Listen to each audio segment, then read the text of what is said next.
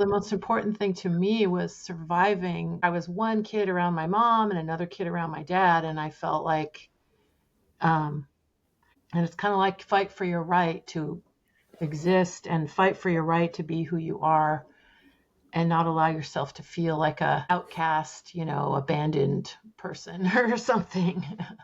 What's up? I'm Matt. Welcome to Earth Monster, the storytelling show that celebrates vulnerability and speaks to the darkest, messiest little parts of your heart about the lies that we tell ourselves every day, the stories that we use to get out of bed, the fantasies that we let propel our lives. I call these things necessary delusions.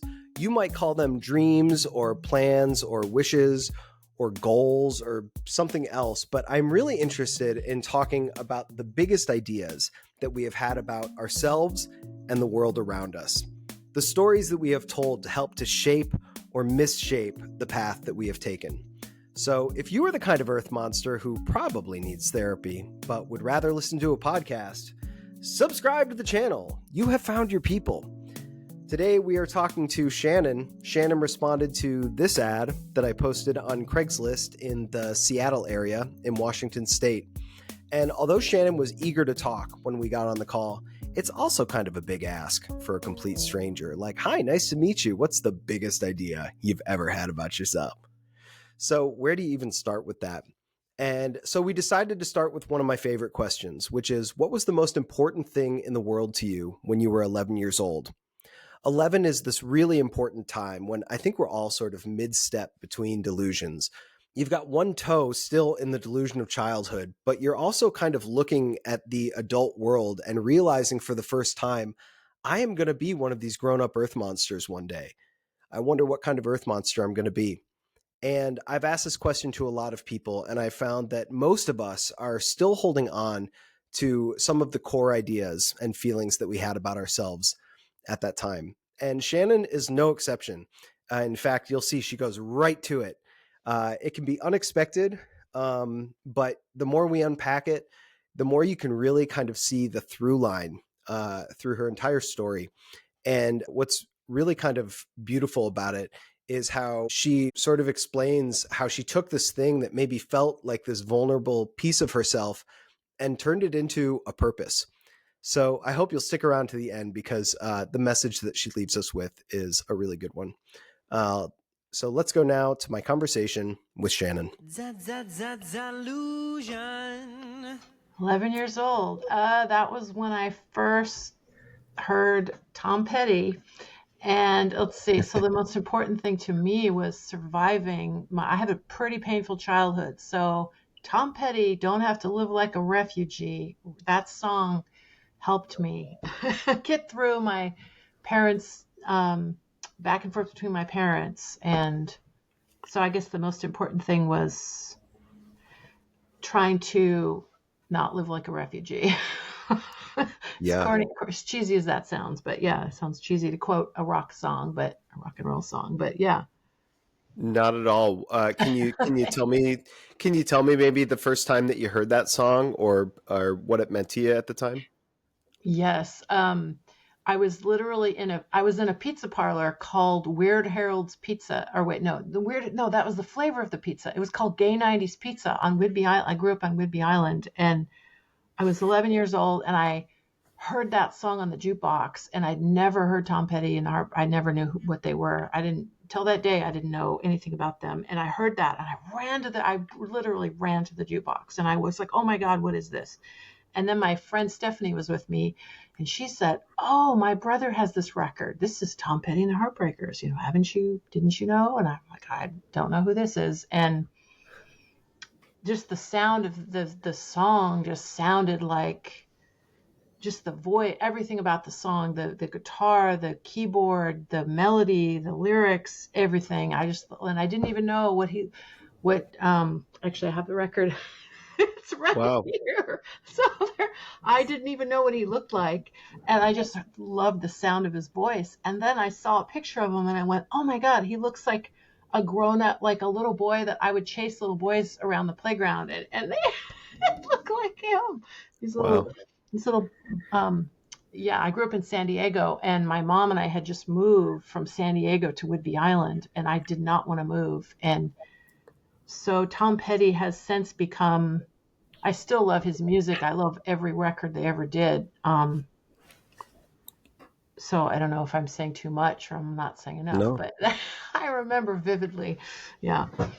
Tell me about the lyric. What'd you say? Refugee? Oh, everybody's had to fight to, well, like this, the song Refugee is about, like people, a romantic relationship not working out or something. But to me, it symbolizes, like if your parents get divorced and you're a little kid that's back and forth, and I loved my mom and my dad, and they really drove each other nuts. And so Yeah. I knew what they didn't like about each other. And I remember thinking, oh my God, I love them both. And how can I? So, like, I was one kid around my mom and another kid around my dad. And I felt like, um, yeah, so the song Refugee is everybody's had to fight to be free. And it's kind of like fight for your right to exist and fight for your right to be who you are and not allow yourself to feel like a outcast, abandoned person or something. Yeah. What was the difference between the way you acted around your mom and the way you acted around your dad? Oh, well, let's see. My mom is more introverted, and yeah, my dad is the more extroverted one, and he's into like comedy, and he's like really athletic. And so around my dad, I was more like athletic and comedy and music, and we were like running around doing very extroverted things. And then my mom was way more, she's a visual artist, and she was more into visual art and being in her art studio and just more being more quiet and more. So I guess I was more introverted around my mom and more extroverted around my dad, I suppose.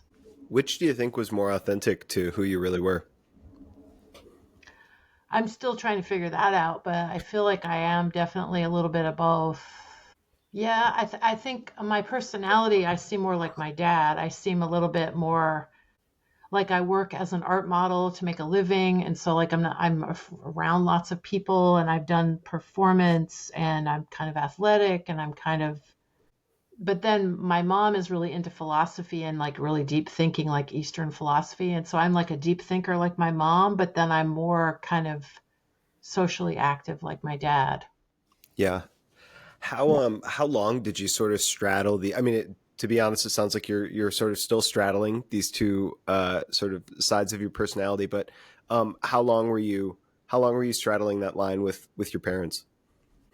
Uh, I don't know. I feel like I still kind of have that. Well, I don't know if I literally do it with my parents now, but because I'm close to both of them in a Hmm. different way. But I think part of why some of my personality challenges, like I feel very defensive sometimes when somebody misunderstands me. I feel like really defensive and like, why? And then people go, why are you so defensive? And I feel like it's because I was raised by parents who didn't get along. And so when somebody does something to me that I feel like they're not appreciating me, then I get, instead of just cooperating and trying to explain, I suddenly get defensive, and maybe they weren't even trying to be challenging to me, but I interpret it that way. Hmm. Yeah. Shannon, how conscious were you when you were growing up that you were doing this like sort of like code switching thing? Oh, and also, that you say that, I remember I had two little girlfriends when I was a little kid in San Diego. I was only like a third grade, and I remember I had Trisha and Wendy, and Trisha and Wendy didn't like each other. And I remember thinking, well, I like Wendy and I like Trisha, but they didn't want to hang out together. So I remember I felt like, okay, I'm going to be both of their friends, and I'm going to figure out how to. And so I think I was doing that with my little childhood friends, similar to what I did with my parents. So yeah, I think that was a Yeah. pattern. How does that evolve like through your life? What did you do when you were when did you leave the house? When did you sort of start your independent adult life?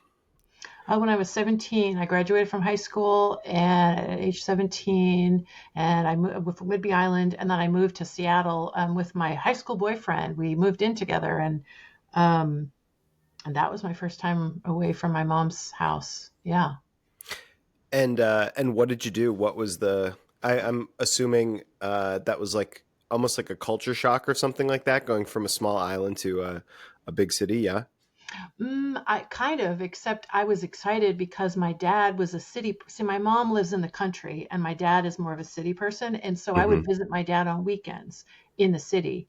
And so I kind of I felt like so when I moved to the city, I felt like, oh, now I'm like the way I was with my dad. So like I'm living in the city and I'm like similar to how when I was visiting my dad, but now it's full time.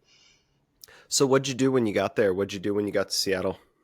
I had um, I went to art school for graphic design, and so I had like some scholarships, and I had a really good like financial aid. I had like grants, and like it was basically free way back. It was way back, and I'm 56 now, so it was way back in the 80s, in 1986, and so Hmm. it was like free. It was like free college, and it was art supplies, and I was graphic design, full time graphic design. So. Yeah. Yeah. And what was the experience like socially then when you got to college like that? Were you like really leaning into dad's side and being sort of like extroverted and social? No, well, I like to say I'm sort of an introverted extrovert because I was really into visual art, but I was socially very shy. And so my extroverted side came out like if I was in a play or somebody I went to like open mic to read a poem or so like performance, like I could play tennis in front of people and because my dad and I are both very good tennis players and Hmm. I'm left-handed, which is an advantage in tennis, and when I would do an art show, like I would do art and then it was on display, and then I was comfortable doing that. That's more, I'm artistically extroverted, but maybe I'm socially a little bit awkward socially even now. Hmm. Yeah. Um, where did the passion for art come from? You just grew up with that. Your parents were also into the arts, and so Yeah. sort of yeah. My mom really into visual art, into appreciating other people's art and making her own art. And then my dad mostly comedy and he like my dad actually writes folk music and plays guitar, but he never performed it because he's a perfectionist. But he was always playing his guitar and practicing songs in front of me and like waitresses and stuff. And then he would tell comedy, his jokes to everybody. And um, so I grew up thinking it was normal, the idea of um, writing like I write poems and I turn them into song lyrics. Like I have a poetry somewhere. I have like a visual art book that I made and a poetry. I made a poetry book and a visual art book, and um, so I kind of grew up Hmm. around creative writing and music and visual art for both my parents. Yeah. What Yeah. did you say about your dad? You said your dad wrote a bunch of songs, but he was too shy to put them out. Kind of he and both my parents, hopefully they won't listen to this because I think both my parents are a little uncomfortable with me being public, and so I should say my parents are a lot more private than me and I'm a little bit more like, hey, let's be vulnerable in front of people, Hmm. and they know that I love them, but I do feel a little bit held back. Like, how some parents want their kids to be doctors and lawyers or something, and my parents never put pressure on me to be a doctor or a lawyer, but I feel like the opposite. Like they want me to do what I love, but don't be too successful because I think both my parents sort of think that if you're too successful, it means you're like an egomaniac or like some kind of shallow person. Um, so I feel like I have a little bit of a dragon to slay, or what do you call it, a demon to conquer. Because my dad actually had opportunities. Like he, on one of his songs, he wrote a song called "Slow Down," and he went to high school in Burbank, California, and so he had connections in Hollywood a little bit. And he would send his demo tape out, and somebody in Hollywood said they were going to use his song as a soundtrack to a movie, and he was all excited, and then they changed their mind, and then he got really discouraged and sort of gave up on that. And then he taught tennis to this actor named Paul Sorvino, who's Mira Sorvino's father. He Mm-hmm. passed away. But in the 80s, when I was a teen, I was 13 and my dad was probably in his 30s or something. Paul Sorvino, my dad got to teach tennis to Paul Sorvino. And so he's joking around with Paul Sorvino. And Paul Sorvino said, "You are very funny. You are really unique and funny." And he said, "You should come to LA and I'll introduce you." And my dad, of course, didn't stay in touch with Paul Sorvino. So my dad had this opportunity. Paul Hmm. Sorvino was saying, "You're funny.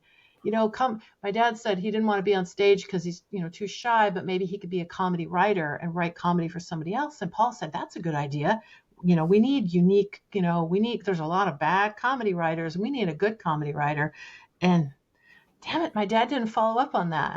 I'm still kind of like, come on, Dad, follow up on that. So I'm trying to sort of, I carry the torch for trying to um, not give up, like do my creative thing and see whatever waves I can surf, and not give up and not worry about if I fail or succeed, but just do my best and see what happens. Yeah. How like you said that both of your parents sort of were kind of telling that story of like do well but don't get too big, don't become an egomaniac. Like how did they tell you that story? Do you remember the ways that it would sort of like come out in the way that you were raised and stuff? Like can you give me some examples of that?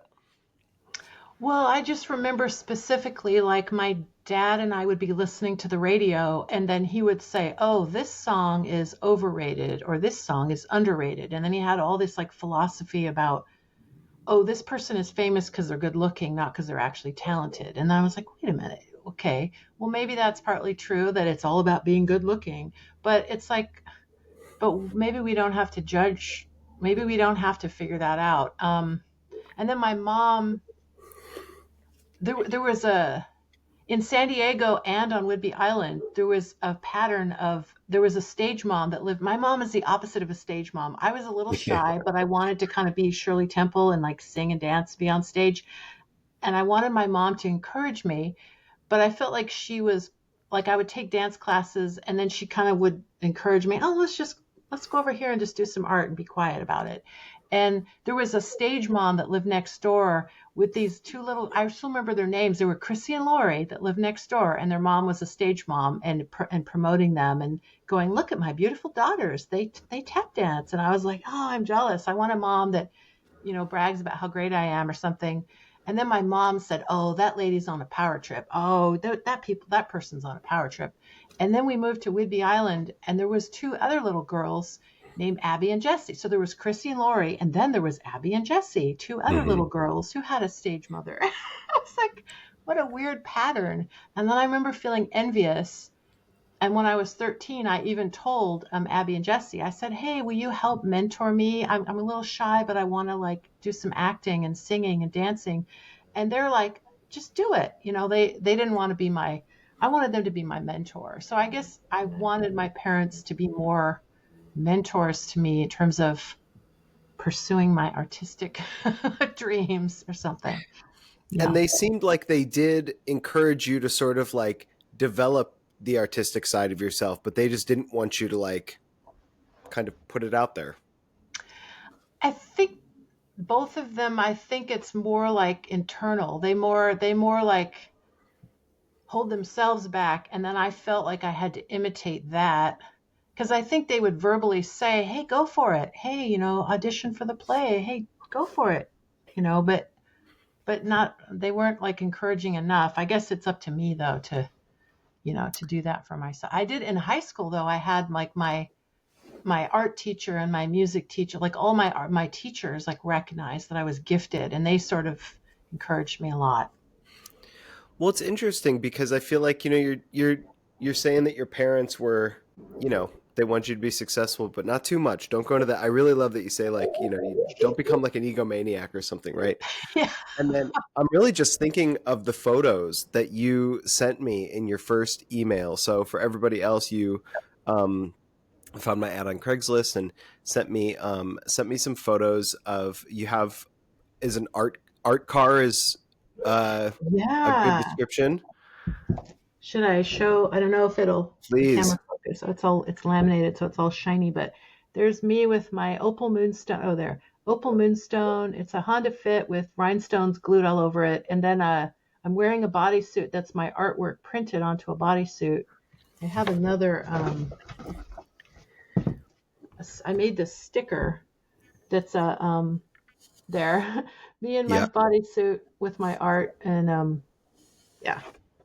So Shannon, you drive a car covered in rhinestones. Is this your everyday car?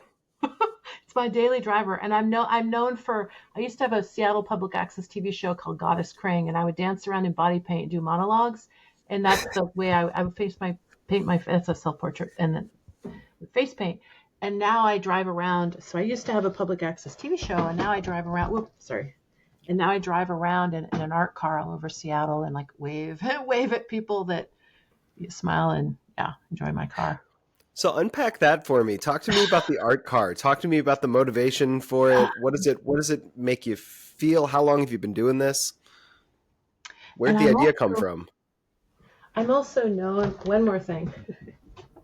I'm kind of all over the map. I've been told that I might be on the autism spectrum. I also paint shoes. I paint, in high school, I was known for painting shoes. So I went from painting shoes to having a public access TV show, dancing around in body paint, and I became an art model, and now I have an art car. And so I kind of do all of it. I've even met the musician Tori Amos, and I painted shoes for her, and she wore them on stage. And so I've known for doing that too. So what was your question? So talk to me about the art car. Where did this idea come from? What does it mean to you? How long have you been doing it? It took about 3 years to cover my entire Honda Fit with rhinestones and like acrylic gemstones. They're very sparkly, and I kind of have a mosaic pattern. I do these shapes. I sort of have a non-representational, that's like an abstract painting I did that's totally non-representational, and I do the same kind of shapes. I'm inspired by the shapes I see in nature, like plants and animals. And I think that I did my art car because I used to paint shoes, and I don't know. I didn't even get a driver's license until my 40s. And then I suddenly realized, wait a minute, because I decorated my bicycle. So now I can decorate my car because I like to decorate my shoes and my clothing and my outfit. And then I met other people. I'm an art model, so I'm around a lot of artists. And I met these people that were there's a thing called the Fremont Fair here in Seattle. And I had other art car people say, hey, you paint your shoes. Maybe you could translate that to your car and decorate your car. And so I met a bunch of art car people, and then I don't know where I got the idea to glue rhinestones onto my car. Because usually I paint, and I thought this time instead of painting, I want to do something different. And I like sparkly things. And I call it Opal Moonstone, my car, because I love opals and moonstones. Those are my two favorite stones. And so I have some fake like opals and moonstones on my car, and every color really of rhinestone. What do your parents think of the car? Oh, they like it. They think it's really fun. They're both very open-minded about things like that. Like, aside from they were first like, are you sure you want to mess up the resale value of your car? And Right. I went, yeah, because I'm going to keep this car. It's like I got a used Honda Fit that's in really good shape, knowing that I could decorate it and it would last hopefully a really long time. So Yeah. I'm not worried about the resale value. It almost feels like the opposite, like a reaction to your parents' attitude towards putting yourself out there. It almost feels like you rebelled against that idea, and you were like, I'm going to like put my creativity so out there that I'm literally going to like wear it on my car every day. You think that's fair? Yes, I would say that's a positive. The positive side of it is I'm rebelling in a positive way. Like instead of doing something really negative, I'm doing something that's fun and positive. It is a bit rebellious. Yeah. Yeah. Yeah. Well, Shannon, do I have your permission to share this video online and in the podcast and different? Oh, sure. Yes. Totally. Awesome. Yes. Thank you. Happy to share. Because I was going to say part of what drives me too is to try to encourage other people. Since as a kid, I felt like I needed a little more encouragement, and I love the idea that I could do something brave and then inspire other people to do whatever it is that they might be afraid to do. It's like, go for it, do your thing. Oh, Yeah. Shannon, I love that you said that. It's like it was the missing piece in what you just told us. It's like, Oh, that's what the art car is. It's inspiration. that's true. I was gonna say one of my favorite things is when little kids come up and they go and they touch it and their parents go, don't touch. And I say, you can touch. And the kid is so happy. They're like, I can touch it. Oh. Well, Shannon, thanks again. It was fun. Thank you. Thanks so much. Have a great day. You too. Can you believe she was wearing the Tom Petty pin? She had the album right next to her, and I did not prep her for this question. She still uses them as a reminder sometimes that she doesn't have to live like a refugee. She felt like she was one kid around her mom and another kid around her dad, and so what did that make her? She didn't know, but what she figured out was that you can fight. Fight for your right to be who you are. And you don't have to allow yourself to feel like an outcast or an abandoned person. You can embrace it. Being successful doesn't mean that you're on a power trip. You can do your best, do your creative thing, and see what waves you can surf. Decorate your shoes, your bike, your car. Slay your dragons, Earth Monster. Do something brave, and maybe you will inspire someone else to do the thing that they are afraid to do. If you listened this far, then subscribe to the show because we are your people, whether you like it or not. And we are unlocking the hard lessons and universal truths that each of us carry with us.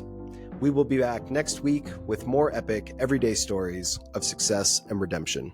We'll see you next time. Celebrate, celebrate, celebrate your vulnerability. Shannon, can I ask you, did you have any projects or anything like that that you wanted us to look out for?